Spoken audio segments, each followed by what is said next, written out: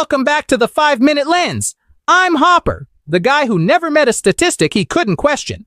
And I'm Buzz, your deep diver into the tangled web of policy, profit, and perils. Today's marathon question: what exactly were the effects of Trump's policies on the U.S. economy and the world stage? Buckle up. Let's kick off with growth. U.S. GDP grew at an average annual rate of about 2.3% during Trump's first 3 years. 2.3%. Not earth-shattering, but not trivial either.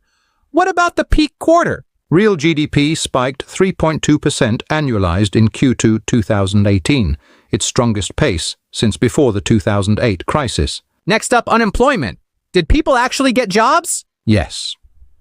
Unemployment fell from 4.7% in January 2017 to 3.5% by December 2019, the lowest in nearly 50 years. That sounds like a win. Were manufacturing jobs part of that surge? Manufacturing employment added roughly 300,000 jobs by late 2018, but growth stalled as tariffs cut global demand. Speaking of tariffs, what was the average U.S. tariff rate by 2020? It rose from about 1.5% in 2016 to approximately 19.3% on Chinese imports and 25.8% overall by early 2020. Meanwhile, the stock market just kept climbing despite all the drama. Indeed.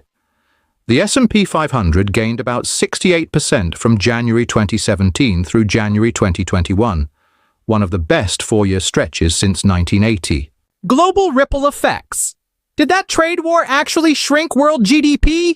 Economists estimate the tariffs trimmed long-term global GDP growth by roughly 6% and cut real wages by about 5%. China's factories must have felt that. China's manufacturing PMI dipped to 49.3 in October 2019, below the 50-point boom versus bust threshold. And raw materials. Copper inventories tell a story, right? Analysts projected a copper surplus of about 500,000 tons by 2026 due to softened demand. Consumer prices.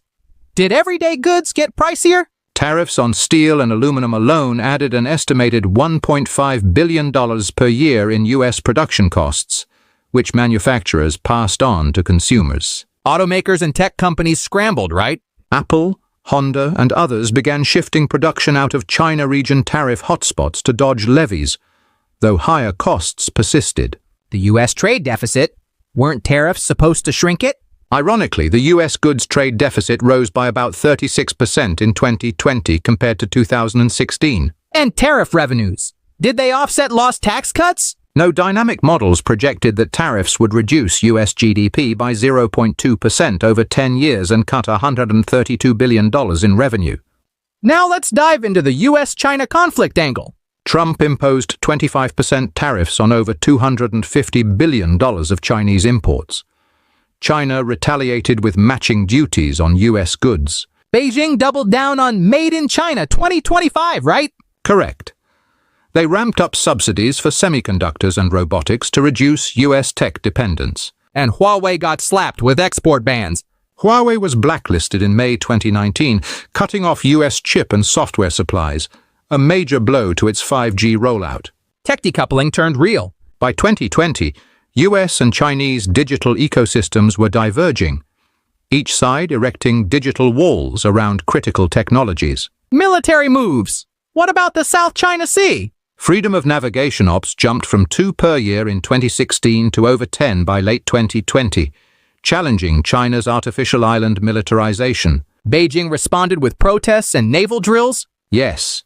They lodged diplomatic complaints and staged live fire exercises near contested shoals. Any big-picture takeaway on this superpower standoff? What began as trade leverage morphed into a full geopolitical contest, economics, technology, and security all intertwined. And the final lesson? Policy ripples globally. Short-term gains from protectionism can sow long-term costs for economies, consumers, and national security alike. That was the 5-Minute Lens, where the numbers never lie, but they do tell dramatic stories. See you next time, if the tariffs don't get us first.